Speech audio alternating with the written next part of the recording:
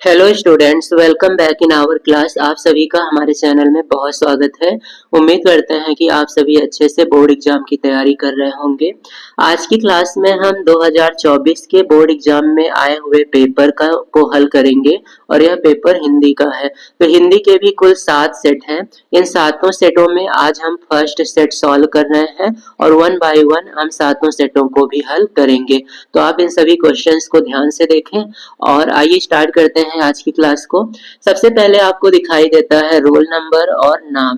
तो ये दो चीजें आपको पेपर मिलते ही भरनी है। उसके बाद ये कोड होता है और ये कोड होता है। तो ये जो कोड है इसे आपको अपनी आंसर की में लिखना पड़ता है। इसमें 3 अंक और 2 लेटर होते हैं। तो यही वाला कोड आप अपनी कॉपी में लिखेंगे। तो आप इसमें कंफ्यूज मत होया करिए, कई बार आप इसे ही लिख के चले आते हैं। अब हम बात करते हैं नेक्स्ट। तो नेक्स्ट आपको मिलता है समय, जो कि 3 घंटे 15 मिनट का है। इसमें आपको नोट दिया गया है कि 15 मिनट प्रश्न पत्र को पढ़ने के लिए है। तो जल्दीबाजी ना करें, 15 मिनट आराम से पेपर को पहले पढ़ें। ये कुछ निर्देश है जिसे हम शॉर्ट में देखते हैं। प्रश्न पत्र 2 भागों में विभाजित है, खंड आ और खंड बा। खंड आ में 20 नंबर के बहुविकल्पीय प्रश्न है और खंड बा में 50 नंबर के वर्णात्मक प्रश्न हैं। तो ये 2 नोट आप याद ध्यान से पढ़ लें और साथ ही साथ आप कोशिश करें कि ये सभी पॉइंट ध्यान से एक बार पढ़ लिया करें। अब हम स्टार्ट करते हैं खंड आ। खंड आ में आपको दिखाई दे रहा है सबसे पहले बहुविकल्पीय प्रश्न। ये 20 क्वेश्चन होंगे और सभी एक एक नंबर के। तो 20 नंबर आपको यहीं से मिलने वाले हैं। अब हम देखते हैं पहला क्वेश्चन, शुक्ल युग के लेखक नहीं है। इनमें से कौन शुक्ल युग से संबंधित नहीं है? जयशंकर प्रसाद, प्रेमचंद, रामचंद्र शुक्ल, भारतेंदु हरिश्चंद्र। इनमें से शुक्ल युग से किसका संबंध नहीं है? तो सही जवाब होगा भारतेंदु हरिश्चंद्र। ये शुक्ल युग के लेखक नहीं है। नेक्स्ट क्वेश्चन है, पूस की रात इस कहानी के लेखक कौन है? जयशंकर प्रसाद, प्रेमचंद, सुदर्शन, यशपाल। इनमें से पूस की रात कहानी की रचना किसने की है? तो यहाँ पर बता दिया है कि पूस की रात एक कहानी है। कई बार विधा पूछ लेता है तो आपको विधा ध्यान में रखनी है। यह कहानी प्रेमचंद्र जी की है। तो बहुत ही प्रसिद्ध रचना है, आपको जरूर याद रखना है। नेक्स्ट क्वेश्चन है, सिंदूर की होली के नाटककार कौन है? नाटककार से आप समझ जाएंगे कि ये जो रचना है ये नाटक विधा की है। तो यहाँ से आपको विधाएं भी याद रखनी है। जयशंकर प्रसाद, राम कुमार वर्मा, लक्ष्मी नारायण मिश्र, हरिकृष्ण प्रेमी। इसमें से कौन सिंदूर की होली के रचनाकार हैं? तो यहाँ पर सही जवाब है लक्ष्मी नारायण मिश्र। ये सिंदूर की होली के नाटककार हैं। नेक्स्ट क्वेश्चन है, रूस में 25 मास यात्रा वृत्त के लेखक कौन है? तो इस रचना का भी विधा आपको दिया है कि ये यात्रा वृत्तांत है।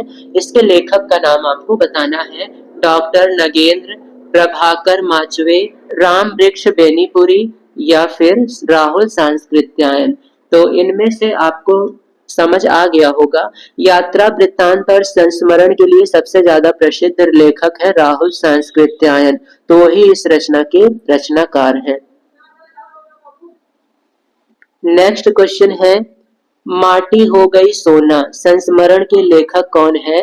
कन्हैया लाल मिश्र, प्रभाकर, देवेंद्र सत्यार्थी, माखन लाल चतुर्वेदी, राम वृक्ष बेनीपुरी।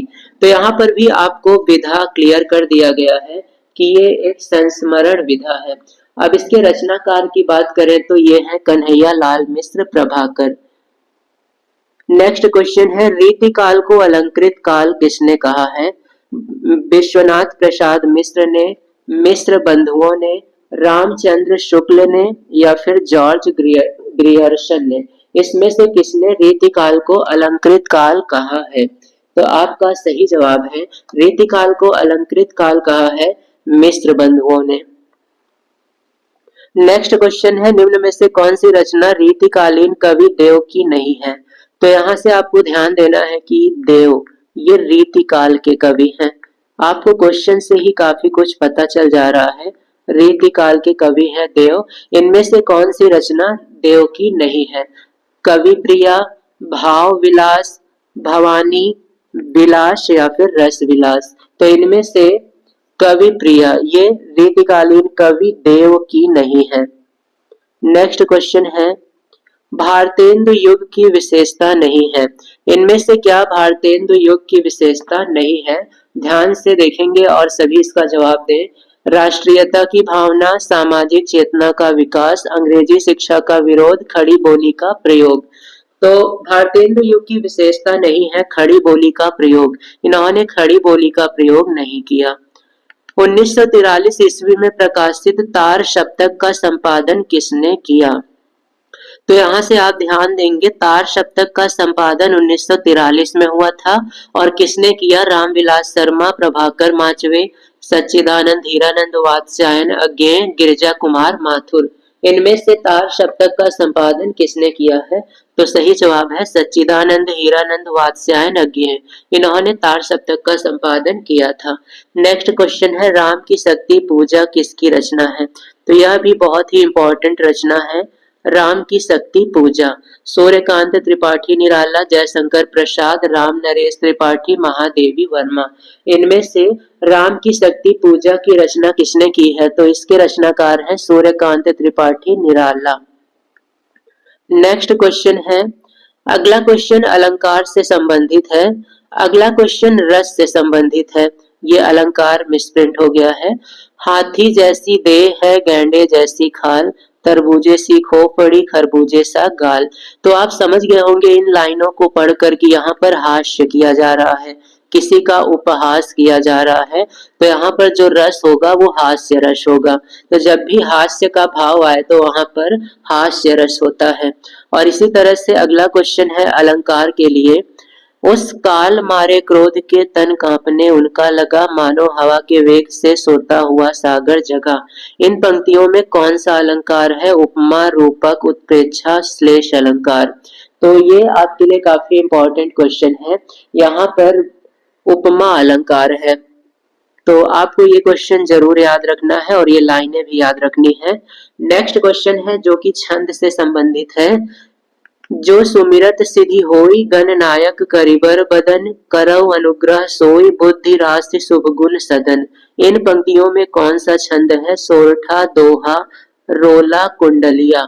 तो यह क्वेश्चन भी बहुत इंपॉर्टेंट है।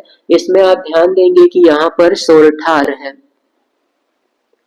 नेक्स्ट क्वेश्चन है निम्न में से किस शब्द में अनु उपसर्ग का उपयोग नहीं हुआ है? यहाँ पर आपको ध्यान देना है कि किस शब्द में अनु उपसर्ग नहीं लगा है। अनुकरण, अनुतीर्ण, अनुशासन, अनुवाद। तो आप ध्यान से देखें और आंसर करें। तो यहाँ पर अनुकरण में अनु उपसर्ग लगा है, अनुशासन में भी अनु लगा है, अनुवाद में भी अनु है, लेकिन अनुतीर्ण में अनु उपसर्ग नहीं है।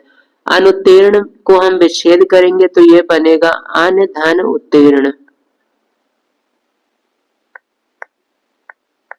तो यहाँ पर अनु उपसर्ग का प्रयोग नहीं है। तो हमारा सही जवाब है अनुत्तीर्ण। नीलकंठ में कौन सा समास है? द्वंद्व, बहुव्रीहि, द्विगु, अव्ययी भाव। तो ये समास बहुत ही इंपॉर्टेंट है और इसमें आपको ध्यान देना है कि नीलकंठ से किसी अन्य व्यक्ति विशेष का बोध हो रहा है। यहाँ पर नीलकंठ से भगवान शिव का बोध हो रहा है। तो जब भी किसी अन्य व्यक्ति विशेष का बोध हो तो ऐसे केस में बहुव्रीहि समास होता है। नीलकंठ अर्थात नीला है जिसका कंठ अर्थात भगवान शिव। तो ऐसे केस में यहाँ पर बहुव्रीहि समास होगा। बादल का पर्यायवाची नहीं है। नीरद, जलद, अम्बुद, जलज। इनमें से कौन सा बादल का पर्यायवाची नहीं है? तो इसके लिए आपको ध्यान देना है। अगर लास्ट में द आता है तो वो बादल का पर्यायवाची है और जा आता है तो ये कमल का पर्यायवाची है। तो जलज कमल का पर्यायवाची है, बादल का नहीं है। नेक्स्ट क्वेश्चन है विभक्ति रूप का एक क्वेश्चन फिक्स है। युष्मद का तृतीया विभक्ति एक वचन क्या होगा? युवाम, त्वया, त्वत, तुभ्यम। तो आपको एक रूप तो अच्छे से याद करना ही पड़ेगा। बिना रूप याद किए आप इस टाइप के क्वेश्चन नहीं कर पाएंगे। तो यहाँ पर तृतीया विभक्ति एक वचन है त्वया। नेक्स्ट क्वेश्चन है आंधी आई और हम घर भागने लगे। रचना के आधार पर ये कौन सा वाक्य है? सरल, मिश्र, संयुक्त या फिर इनमें से कोई नहीं। तो रचना के आधार पर आप ध्यान देंगे इस वाक्य में और शब्द का प्रयोग हुआ है, और जब भी और शब्द का प्रयोग होता है तो वो संयुक्त वाक्य होता है। नेक्स्ट क्वेश्चन है, महात्मा बुद्ध ने विश्व शांति का संदेश दिया। ये कौन सा वाच्य है? कर्म वाच्य है या फिर कर्तृवाच्य है या फिर भाववाच्य है? तो यहाँ पर आपको वाच्य बताना है। वाच्य को हम लोग वॉइस कहते हैं, जैसे active voice, active voice, passive voice. तो यहाँ पर आपको बताना है कि ये एक्टिव वॉइस में है या फिर पैसिव वॉइस में है। तो ये एक्टिव वॉइस में है। एक्टिव वॉइस को हम कहते हैं कर्तृवाच्य। इसका पैसिव वॉइस बनेगा, विश्व शांति का संदेश महात्मा बुद्ध के द्वारा दिया गया। तो ये हो जाता कर्मवाच्य, लेकिन अभी ये कर्तृवाच्य में है। नेक्स्ट क्वेश्चन है, वह अचानक चला गया। इसमें अचानक पद का व्याकरणिक परिचय है। अचानक कौन सा शब्द है? संज्ञा, सर्वनाम, क्रिया विशेषण या फिर क्रिया? तो यहाँ पर आपको बताना है कि अचानक कौन सा पार्ट ऑफ स्पीच है। तो इसके लिए आपको ध्यान देना है, ये अचानक क्रिया की विशेषता बता रहा है। ऐसे शब्द जो क्रिया की विशेषता बताते हैं उन्हें हम क्रिया विशेषण कहते हैं। वह अचानक चला गया, जाने के लिए को क्वालिफाई कर रहा है अचानक, इसलिए ये क्रिया विशेषण है। तो इस प्रकार से हमने 2024 के बोर्ड एग्जाम में आए हुए सेट 1 को सॉल्व किया है, और आगे की क्लास में हम सेट 2 से सेट 7 तक सभी क्वेश्चंस को हल करेंगे। तो आप हमारी क्लास से जुड़े रहें और इसी प्रकार अपनी तैयारी को जारी रखें।